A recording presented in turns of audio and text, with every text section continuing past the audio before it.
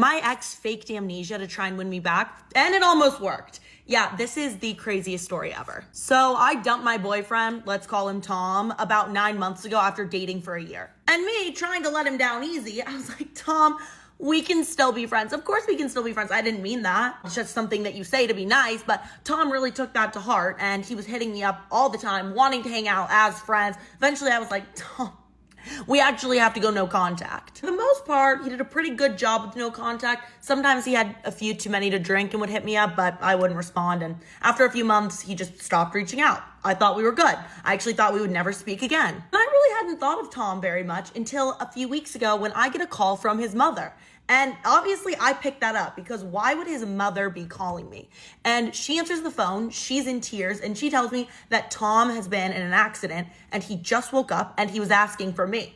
I was like, why is he asking for me of all people? Tom's mom told me that when he woke up in the hospital, he had amnesia and barely remembered anything from the past year of his life, and he still thought I was his girlfriend. I'm sorry, I didn't know that we were in the movie The Vow in real life, which weirdly enough, I forced Tom to watch with me when we were dating. Tom's mom told me that the doctors said that it would be really bad for him if they just told him everything that happened and that they need to let his memory come at his own pace. So she asked if I would come to the hospital and act like I was Tom's girlfriend still.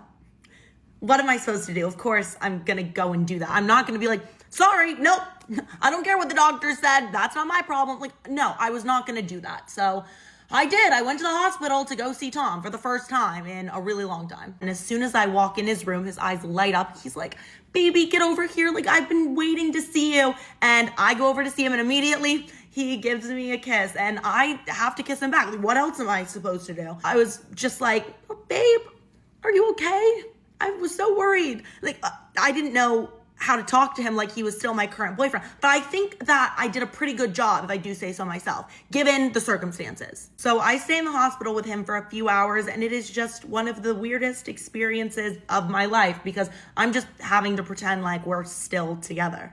At one point, the doctors even pull me outside the room and tell me how important it is to Tom's recovery that I keep acting like the two of us are dating until he realizes for himself that we've broken up. So I go and I see Tom in the hospital every single day that he's there. I bring him fruit baskets and flowers, and I spend hours with him just talking to him and being there for him as his girlfriend. Eventually, he gets released from the hospital, still doesn't have his memory back, so we have to act like a couple in real life. We're going on real dates, spending time with each other, and I'm starting to kind of think, like, maybe I missed this man. Like, I'm actually having a really good time with him. I'm remembering the reasons that we started dating initially. I'm like, you know what?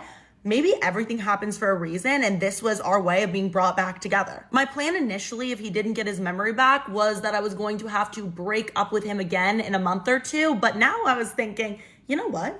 Maybe I don't have to break up with him. We can just keep dating because it's kind of going well. The first red flag that I should have noted was the fact that he started bringing up events that happened within the past year during the time frame he was supposed to have lost his memory.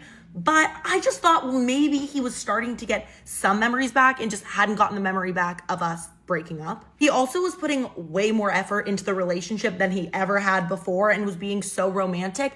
But, you know, in my head, again, I'm like, well, he just had this near-death experience, a new lease on life. Maybe he's just really trying to live life to the fullest. I don't know. But here's where the rom-com love story takes a very sharp left turn because I'm just chilling at home one day and I hear an aggressive banging on my door. Outside my door is a girl that looks about my age and she's not happy with me. And by not happy, I mean she's screaming at me. Before I can even get a word in, she just starts yelling at me. She's like, I can't believe you're doing this to Tom. You need to stay away from him. You're crazy. All these things. I was like, wait, I'm sorry. What is going on? Finally, I interrupt the girl. I said, listen, I would like to know who you are before you just continue to berate me at my own home. She goes, I'm Tom's girlfriend. We've been dating for a few months. And immediately I feel so bad because I didn't know that Tom had a girlfriend at the time of his accident. And immediately I'm like, oh my gosh, I'm so sorry. If I would have known that Tom was seeing somebody, I would have reached out to you because I cannot imagine how hard the situation must be for you. For some reason, this makes her even more angry and she starts yelling at me even louder. She's like, why would I ever want you to contact me? You should have never contacted Tom. That was horrible of you. Why would you ever do that? She says to me, Tom was happy, he was moved on from you, and all of a sudden you just find any excuse to weasel your way back into his life. That's not how it works. I'm just standing there, I was like, what is this girl talking about? And I'm trying to calm her down. So I say, listen, I can understand why the situation would be really upsetting for you. I would probably be very upset as well, but his mom and his doctors told me that I needed to act like Tom and I were still in a relationship to help him with his recovery for his amnesia. Like, I don't know what you want me to do. This girl looks at me like I had 3 heads. She goes, amnesia? Tom doesn't have amnesia. I'm sorry, what? And I say, yes, he does. He does have amnesia. I was told when he woke up from his accident, he didn't remember the last year of his life, and he thought we were still together. She looks at me, she goes, you're a pathetic excuse for a liar. I've been with Tom almost every day since the accident. He does not have any amnesia, and I saw your name pop up on his phone the other day, and he told me that ever since the accident, you've been using it as an excuse to try and get back together with him. So I'm standing there absolutely speechless because I realized Tom is a liar, and as I'm standing there shocked, she goes, yeah, nothing to say. I thought so.